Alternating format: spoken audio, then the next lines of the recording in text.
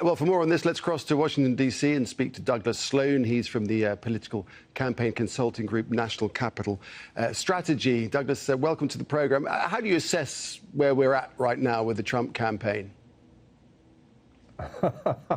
Well, my assessment would be in a tailspin, Nick. He's looking at sagging poll numbers across the country. He's suffering double-digit losses in what were previously battleground states like Pennsylvania and Virginia. Even in his home state of New York, he's down 30 points to Hillary Clinton. And this is his third campaign manager in as little as 4 months. So I would say that his campaign is in a bit of turmoil, yes. A bit of turmoil. Well, he's actually speaking right now in Michigan. I think we can see him addressing a rally there. And I guess now it seems that we're going to see more of this change in tenor and approach from Donald Trump as we come into the last, 80 days leading up to the election?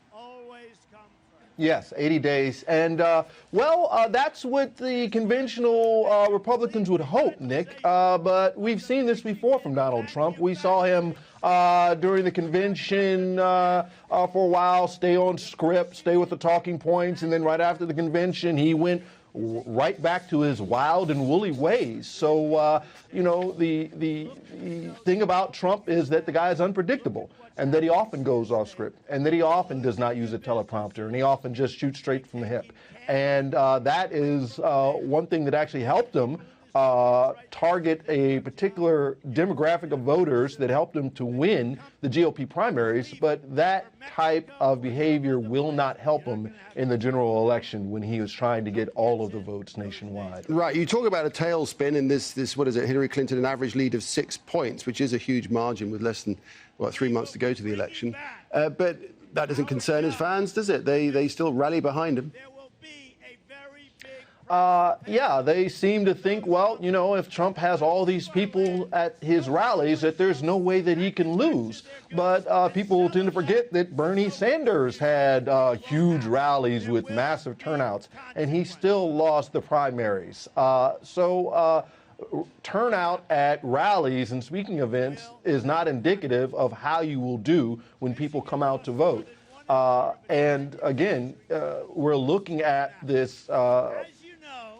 The best way to describe him is an enigma. I still question what voters were thinking in voting for him in those GOP primaries, but then I'm reminded that, he actually won those primaries with a plurality of votes. He did not win with a majority. He benefited from there being so many people in the race and from him targeting that particular demographic that he was going after with such racial and inflammatory rhetoric. But that stuff will not help him in the general election. Right. So let me put this to you. Let me put this to you, Douglas. I know this is a big if, but if you were the new campaign manager for Donald Trump, how would you direct the coming months leading up to the election? How would you say he should change his strategy?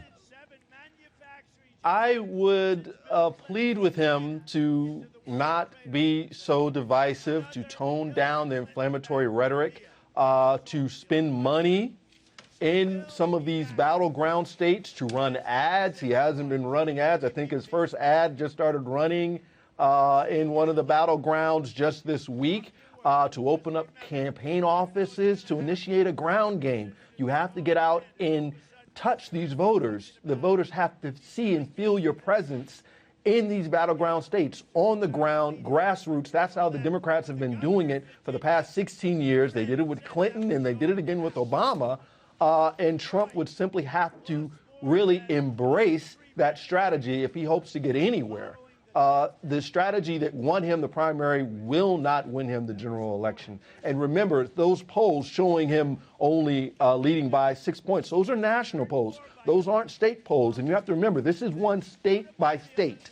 So those national polls can be a false identifier in the way that they could give someone or give the average person the impression that this race is closer than it actually is. All right, Douglas. It's not.